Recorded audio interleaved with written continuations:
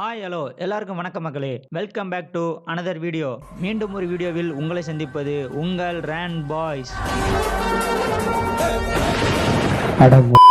இன்னைக்கு நம்ம வீடியோவில் என்ன பார்க்க போறோம்னு பார்த்தீங்கன்னா ஜிபியு, அதாவது குட் பேட் அக்லியோட ரேண்ட்டை தான் நம்ம பார்க்க போறோம்.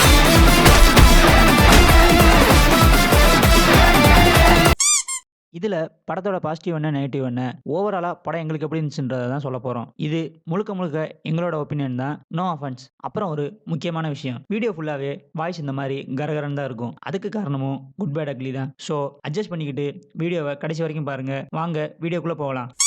இந்த படத்தை காமனாக எதுக்கு பார்க்கலான்னு கேட்டிங்கன்னா, ஏகே ஃபேன்ஸ்க்காக ஏகே ஃபேனே எடுத்த ஒரு படம் தான் இந்த படம். எந்த ஒரு ரிவ்யூவும் பார்க்காம ஜாலியாக ஒரு 2 மணி நேரம் தியேட்டரில் போய் என்ஜாய் பண்ணுறதுக்கான படம் தான் இந்த படம்.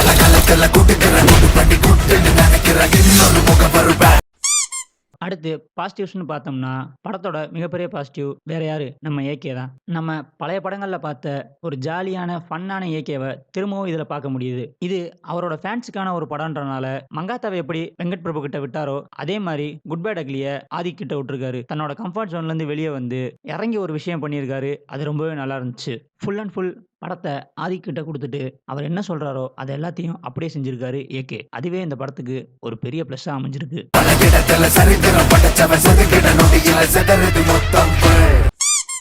அடுத்த பாசிட்டிவ் ஆதிக். ஒவ்வொரு ஏகே ஃபேனும் ஏகேவை எப்படி பார்க்கணும்னு ஆசைப்படுவாங்களோ அதை எல்லாத்தையும் நல்லா தெரிஞ்சு வச்சுக்கிட்டு ஏகேவோட விண்டேஜ் பட லுக்ஸ்லயே அவரை காமிச்சிருக்காரு. இந்த படத்துல நிறைய ஏகேவோட vintage movies looks and references எல்லாமே இருக்கு. அதை எல்லாத்தையுமே படத்துல திணிக்கணும்னு ட்ரை பண்ணாம நல்ல கதையோட கனெக்ட் பண்ணி வச்சிருக்காரு. அது இந்த படத்தோட இன்னொரு பாசிட்டிவ். ஜிகர்தண்டா டபுள் எக்ஸ் கிளைமேக்ஸ்ல வர மாதிரி ஃபார் மை ஐடல் ஏகே அப்படின்ற மாதிரி எங்க அண்ணனுக்கு நான் தான்டா பண்ணுவேன், அப்படிதான்டா பண்ணுவேன் அப்படின்னு பண்ணியிருக்காரு. தளபதிக்கு ஒரு அட்லி, சூப்பர் ஸ்டாருக்கு ஒரு கார்த்திக் சுப்ராஜ், உலக நாயகனுக்கு ஒரு லோகேஷ் கனகராஜ். அந்த வரிசையில இனிமேல் ஏகேக்கு நான் தானு இந்த படம் மூலியமா நமக்கு சொல்றாரு.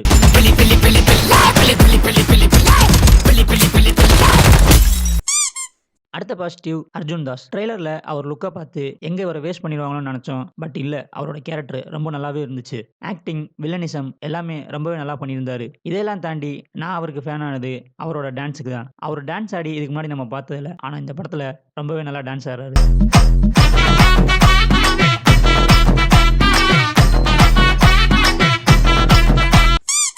அடுத்ததா படத்துல வந்த கேமியோஸ் எல்லாமே ரொம்பவே நல்லா இருந்துச்சு. அதுலயும் சிம்ரன் மேமோட கேமியோ ரொம்பவே நல்லா இருந்துச்சு. அவங்களும் அஜித் சாரும் சேர்ந்து அவங்களோட ஒரு கல்ட் கிளாசிக்கான விண்டேஜ் மூவியை ரீக்ரியேட் பண்ணாங்க. அதெல்லாம் ரொம்பவே நல்லா இருந்துச்சு. அவ்வளவுதான், அங்க அவங்களோட கேமியோ முடிஞ்சு நினைக்கும் போது திடீர்னு கிளைமேக்ஸ்ல ஒரு மாஸ் என்ட்ரி கொடுத்தாங்க. அதுவுமே ரொம்ப நல்லா இருந்துச்சு. யோகி பாபாவோட கேமியோ, அவருமே வந்தது அஜித்தை எலிவேட் பண்றதுக்கு மட்டும்தான். அவரோட கேமியோவுமே ரொம்ப நல்லா இருந்துச்சு. அடுத்ததா எக்ஸ்டெண்டட் கேமியோவா மலையாள ஆக்டர் ஒருத்தர் வராரு. அவர் பேர் எனக்கு சரியா தெரியல, கீழே போடுறோம் பார்த்து தெரிஞ்சுக்கோங்க. அவரோட ரோல் ரொம்ப சின்னதுதான், ஆனா வந்தாரு, ஏகேவை எலிவேட் பண்ணாரு, தியேட்டரை 10 நிமிஷத்துக்கு ஸ்டேடியமா மாத்திட்டாரு. இப்படிதான் வர எல்லா கேமியோவுமே வர்றாங்க, ஏகேவை எலிவேட் பண்றாங்க, தியேட்டரை ஸ்டேடியமா மாத்துறாங்க, கிளம்புறாங்க.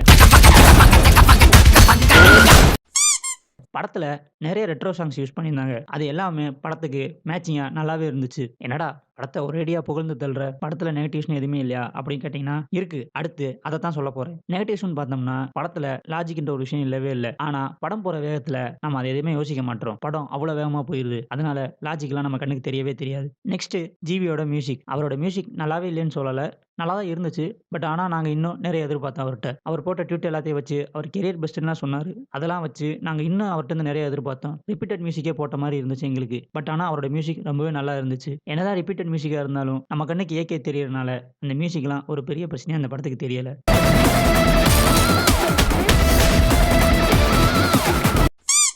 ஓகே, நீ சொல்றதெல்லாம் வச்சு பார்த்தா இந்த படத்தை ஏகே ஃபேன்ஸ் மட்டும் தான் பார்க்க முடியுமா அப்படின்னு நீங்க கேட்குறீங்களா? அதான் இல்லை. இந்த படத்தை ஏகே ஃபேன்ஸும் பார்க்கலாம், ஃபேமிலி ஆடியன்ஸும் பார்க்கலாம், நியூட்ரல் ஆடியன்ஸும் பார்க்கலாம். எல்லாருக்குமே இந்த படம் பிடிக்கும். ஏகே ஃபேன்ஸும் ஃபேமிலி ஆடியன்ஸ் மட்டும் தான் இந்த படத்தை பார்க்க முடியும்னு நினச்சிடாங்க. தளபதி ஃபேன்ஸும் இந்த படத்தை கண்டிப்பாக பார்க்கலாம். ஏன்னா அவங்களுக்காக தளபதி ரெஃபரன்ஸுமே இந்த படத்தில் இருக்கு. ஸோ இந்த படம் AK fans, Thalapathy fans, family audience, neutral audience எல்லாத்துக்குமே பிடிக்கிற ஒரு படமாக தான் இருக்கும். ஸோ எதை பற்றியும் யோசிக்காம எந்த ரிவ்யூவும் பார்க்காம ஜாலியாக 2 மணி நேரம் தியேட்டரில் என்ஜாய் பண்ணணும்னு நினச்சிங்கன்னா கண்டிப்பா அந்த படத்தை நீங்க போய் பார்க்கலாம். 2 மாசம் கேப்புக்குள்ளேயே விடாமுயற்சி அண்ட் குட் பேட் அக்லின்னு 2 கம்ப்ளீட் வேற ஜானர்ல படம் கொடுத்திருக்காரு. ஒரு படம் கண்டென்ட் பேஸ்டு மூவி, இன்னொரு படம் ஒரு மாஸ் கமர்ஷியல் என்டர்டைன்மெண்ட் மூவி. என்னடா குட் பேட் அக்லில லாஜிக் இல்ல அப்படின்னு நீங்க கேட்டீங்கன்னா, அதுக்காகவே எடுத்த படம் தான் விடாமுயற்சி. அந்த படம் ஏப்ரல் 14ஆம் தேதி டிவில போடுறாங்க. கன்டென்ட் வேணும்னு நெனைக்கிறவங்கலாம் அந்த படத்த டிவில பாருங்க. இல்ல எங்களுக்கு ஒரு மாஸ் என்டர்டெயின்மென்ட் ஆக்ஷன் மூவி தான் வேணும்னு நெனைக்கிறவங்கலாம் போய் குட் பேட் அக்லிய தியேட்டர்ல பாருங்க.